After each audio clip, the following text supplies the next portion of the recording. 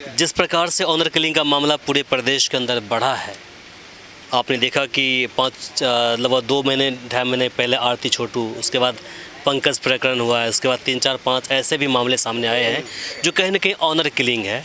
लड़की को छोड़ दिया जाता है, लड़का को मार दिया जाता है। तो इसे लेकर आप क्या कहेंगे? जिसको बिगड़ना है क्या आप उसको रोक दीजिएगा? शादी करता है, उसका बीवी किसी के साथ भाग जाता है, क्या तो मैरिड है, मैरिड वाला किसी के साथ भाग जाता है।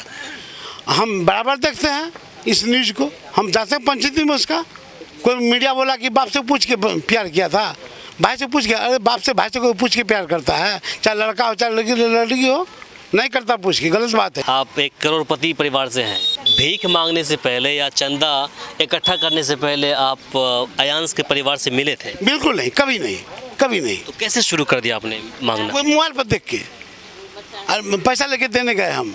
आप देख रहे हैं VR न्यूज, एक नजर सच्चाई की ओर। अयांश प्रकरण में एक शख्स ऐसे भी सामने आए थे जो करोड़पति होने के बावजूद हाथ में कटोरा लेकर के भीख मांगने के लिए दरवाजे दरवाजे पहुंच गए थे। वो शख्स मेरे साथ बैठे हुए हैं, नाम है दिनेश कुशवाहा उर्फ रमेश मेहता। इनसे ही जानते हैं कि आखिर प्रेरणा कहां से मिली और इस प्रकार से हाथ में कटोरा लेकर के घर घर जाकर के भीख मांगना इनके छवि को कितना सूट करता था। देखिए पत्रकार महोदय, छवि का जहाँ तक सवाल है, हमको जनता के लिए भीख मांगना लाज नहीं लगता है। पब्लिक के लिए, गरीब पब्लिक के लिए भीख मांगना लाज नहीं लगता है। अयांश का सुई के बारे में हमको पता चला कि 16 करोड़ का है, वो दूसरा देश से आएगा। यदि इंडिया में उसका सुइया मिलता तो हम भीख नहीं मांगते। हमको पता चला कि उसका सुई आएगा विदेश से, अमेरिका से, तो अब हम सोचे कि नहीं, हमने चलो इस काम को नहीं करेगा तो कौन करेगा। तो हम ठेला लिए, उस पर बैठ गए और भीख मांगने का शुरू कर दिए। कार से नहीं, कार पीछे पीछे चलता, हम ठेला पर रहते थे। हमरा अस्वस्थ है, मेरा एक ही बात काम करता है। हम 1,09,000 उस टाइम भीख मांग के पहुंचा दिए और 100 से नीचे लेते थे हम। ऊपर देना है तो उसका खाता लो, खाता में डालो। 100 से कम देना है, 100 तक देना है तो इस डब्बा में दे दो।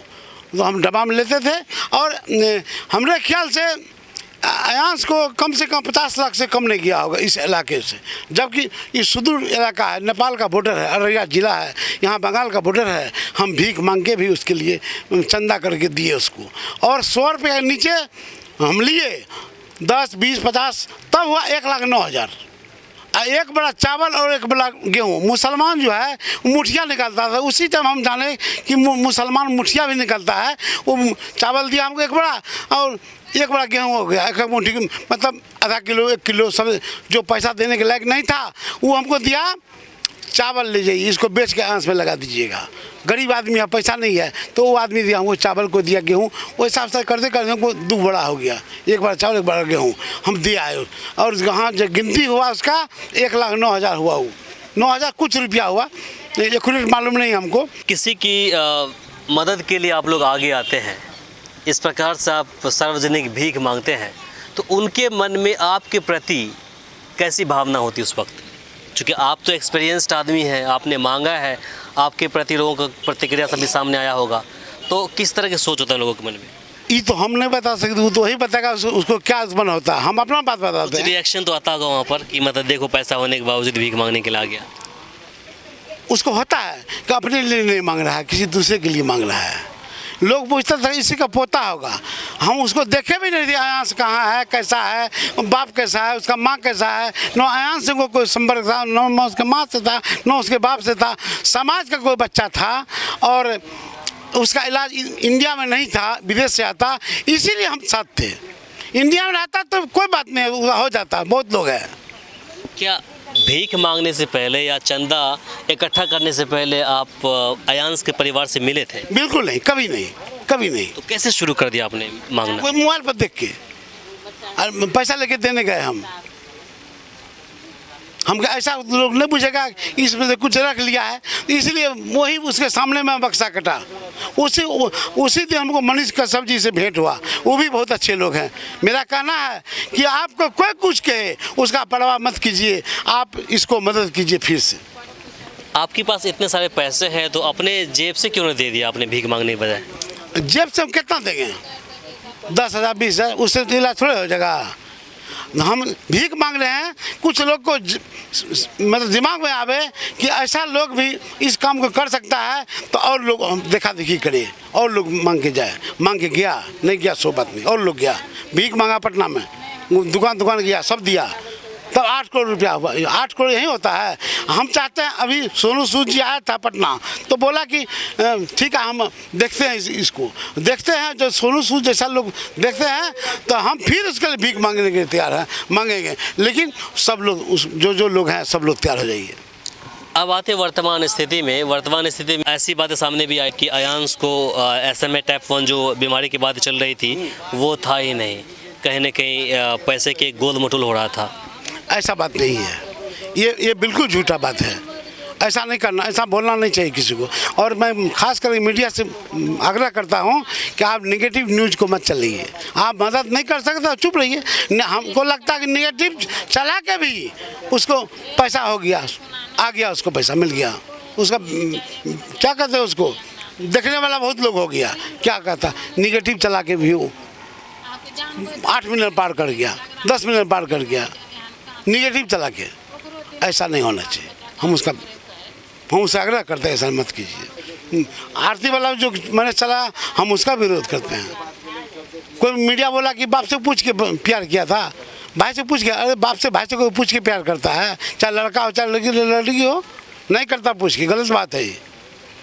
प्यार अपने से करता है, और प्यार का कोई जात पात नहीं होता है। किसी जात से कर सकता है, किसी धर्म वाला से कर सकता है, उसका कुछ नहीं होता है। हम उस बात को हम समर्थन करते हैं कि जो प्यार करता है बाप से माँ से पूछ के नहीं करता है।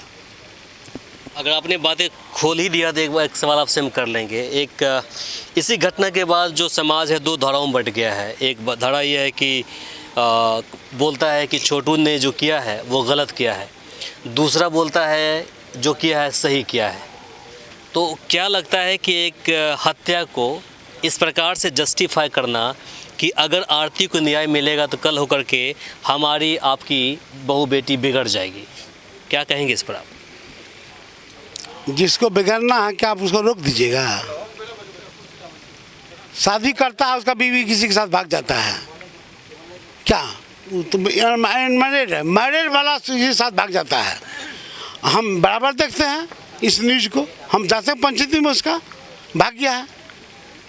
ऐसा नहीं होना चाहिए, गलत बात है। 4 बच्चे के पिता, हाँ फरार, 2 बच्चा है, दोनों बच्चा को छोड़ दिया, कोई मोह माया नहीं है उसको। प्यार का कोई उम्र भी नहीं होता है और कोई जात भी नहीं होता है, ये मेरा सोच है पर्सनल। जिस प्रकार से ऑनर किलिंग का मामला पूरे प्रदेश के अंदर बढ़ा है, आपने देखा कि 2 महीने 2.5 महीने पहले आरती छोटू, उसके बाद पंकज प्रकरण हुआ है, उसके बाद 3 4 5 ऐसे भी मामले सामने आए हैं जो कहीं ना कहीं ऑनर किलिंग है। लड़की को छोड़ दिया जाता है, लड़का को मार दिया जाता है। तो इसे लेकर आप क्या कहेंगे? ऐसा बात नहीं है कि लड़की को छोड़ देता है, लड़का को मार देता है। ये तो अधिकार किसी को नहीं है मारने का। मारता तो गलत करता है, मारना नहीं चाहिए। किसी को मारने का अधिकार नहीं है। बहुत बड़ा गलती किया है तो थाना को दे दीजिए, आप बुला के, गलती किया है तो वो सज़ा देगा, कोर्ट सज़ा देगा। हमको अधिकार है किसी को जान मारने का नहीं है, लेकिन पकड़ के जान मार देता, गलत करता है, हम उसका विरोध करते हैं। तो अभी आपने देखा मेरे साथ रमेश मेहता जी थे जिन्होंने अपनी बातें रखी हैं। आप इस पूरे मुद्दे पर आप क्या सोचते हैं कमेंट बॉक्स में लिखकर ज़रूर बताएं। हम चाहेंगे कि इस वीडियो को आप अधिक से अधिक शेयर कीजिए ताकि बाकी लोगों तक जानकारी पहुंच पाए। फ़िलहाल के लिए मुझे इमरान को दीजिए यहीं पर इजाज़त। नमस्कार। हमारे इस चैनल को सब्सक्राइब करें, साथ ही बेल आइकन पर प्रेस करना ना भूलें ताकि हर अपडेट्स आप तक पहुंचती रहे।